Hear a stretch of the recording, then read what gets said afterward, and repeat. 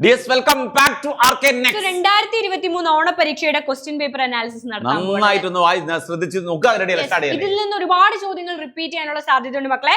ആദ്യം 1 mark questions ആണ് നോക്കുന്നത്. ആദ്യത്തെ ചോദ്യം, yes, number of moles of solute per kilogram of solvent. ഏറ്റവും എളുപ്പമായിരുന്നു അല്ലേ? 1 കിലോഗ്രാം സോൾവെന്റിൽ അടങ്ങിയിരിക്കുന്ന സൊല്യൂട്ടിന്റെ നമ്പർ ഓഫ് മോൾസ് ആണ് മൊളാലിറ്റി. യെസ്. അടുത്തത് 1 മോൾ ഇലക്ട്രോണിന്റെ ചാർജ് ആണ് ചോദിച്ചിരിക്കുന്നത് 96,500 കൂളം അല്ലെങ്കിൽ 1 ഫാരഡേ. യെസ്. അടുത്ത ചോദ്യം, what is the unit of rate constant of zero order reaction? Mole L⁻⁻⁻1 S⁻⁻⁻1 ആണ് സീറോ ഓർഡർ റിയാക്ഷന്റെ. Yes. The limiting molar conductivity of weak electrolyte can be calculated by weak electrolyte limiting molar conductivity അഥവാ zero കോൺസെൻട്രേഷനിലെ molar conductivity calculate ചെയ്യാനുള്ള law എന്ന് വിളിക്കുന്ന പേരെന്താണ്? Clausius law അല്ലേ? അടുത്തത്, name a first row transition element which does not exhibit variable oxidation state. D ബ്ലോക്കുകാർ സാധാരണ വേരിയബിൾ ഓക്സിഡേഷൻ സ്റ്റേറ്റ് കാണിക്കുന്നവരാണ്, പക്ഷെ അത് കാണിക്കാത്ത ഒരാളുടെ പേരാണ് Yes. അടുത്ത ചോദ്യം, ബി പാർട്ടിലെ 2 മാർക്കിന്റെ ചോദ്യങ്ങളാണ്. ജസ്റ്റ് ഒന്ന് നമുക്ക് ഡിസ്കസ് ചെയ്യാം. Right one difference between primary cell and secondary cell. ഒന്ന് ഞാൻ പറയാം, റീചാർജബിൾ ആണ്, മറ്റേത് നോൺ റീചാർജബിൾ ആണ്. അതിനൊരു എക്സാമ്പിളും. അതേപോലെ for intravenous injections only solutions with osmotic pressure equal to that of 0.9% NaCl solution is used. അതായത് ബ്ലഡിലേക്ക് ഇൻജെക്ട് ചെയ്യുന്ന ഏത് സാധനം it should be isotonic with ബ്ലഡുമായിട്ട് ഐസോട്ടോണിക് ആയിരിക്കണം. Otherwise blood cell will shrink or swell. ഇത് കഴിഞ്ഞ 2024ലും ഇതേ ചോദ്യം സൊല്യൂഷൻസിൽ നിന്ന് ചോദിച്ചിരുന്നു കേട്ടോ. അടുത്തത് കൈനറ്റിക്സിൽ നിന്നുള്ള ഒരു ചോദ്യമാണ്. A to B ക്വസ്റ്റ്യൻ പറയണോ? The conversion of a molecule A to B follows second order kinetics. അതുമായിട്ട് റിലേറ്റ് ചെയ്ത 2 ചോദ്യങ്ങളാണ്. അവരുടെ റേറ്റ് ഇക്വേഷൻ എഴുതണം, അതേപോലെ കോൺസെൻട്രേഷൻ ഇൻക്രീസ് ചെയ്താൽ അത് റേറ്റിനെ എങ്ങനെ എഫക്ട് ചെയ്യുമെന്ന് എഴുതണം. നമ്മളത് NCERT ഇൻടെക്സ്റ്റ് ക്വസ്റ്റ്യൻ ആണ്, അതിന്റെ ഷോർട്ട് വീഡിയോ ചെയ്തിട്ടുണ്ട്.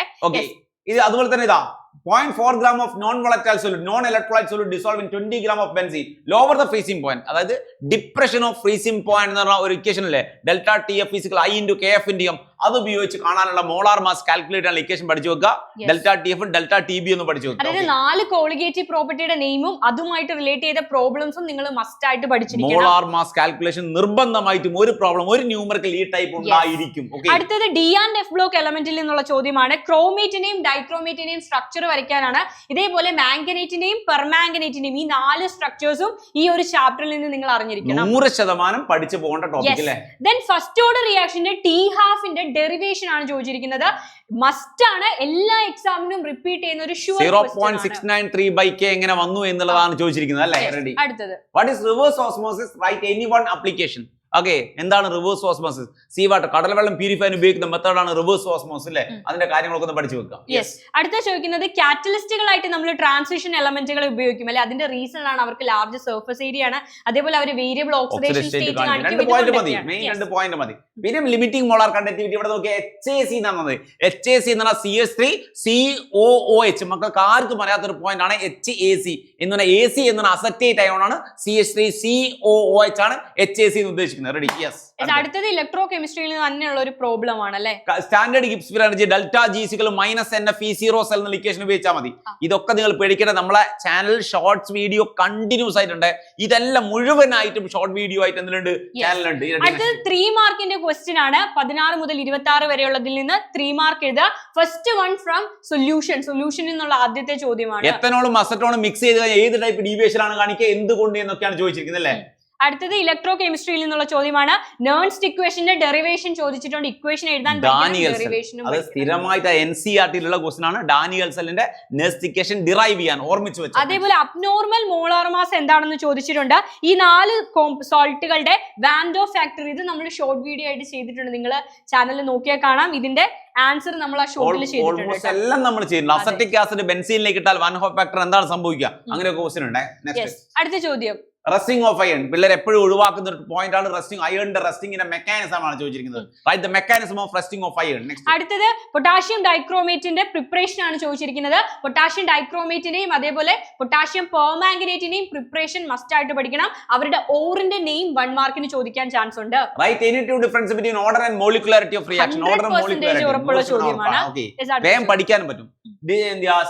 സ്റ്റാൻഡേർഡ് ഹൈഡ്രജൻ ഇലക്ട്രോഡുമായിട്ട് ബന്ധപ്പെട്ട ക്വസ്റ്റ്യൻ. സ്റ്റാൻഡേർഡ് ഹൈഡ്രജൻ ഇലക്ട്രോഡ് എങ്ങനെയാണ് പ്രിപ്പയർ ചെയ്യുക, ഏതൊക്കെ രീതിയിലാണ് അതിന്റെ സ്റ്റാൻഡേർഡ് റിഡക്ഷൻ പ്രൊഡക്ഷനൊക്കെ ചോദിച്ചിട്ടുണ്ട്.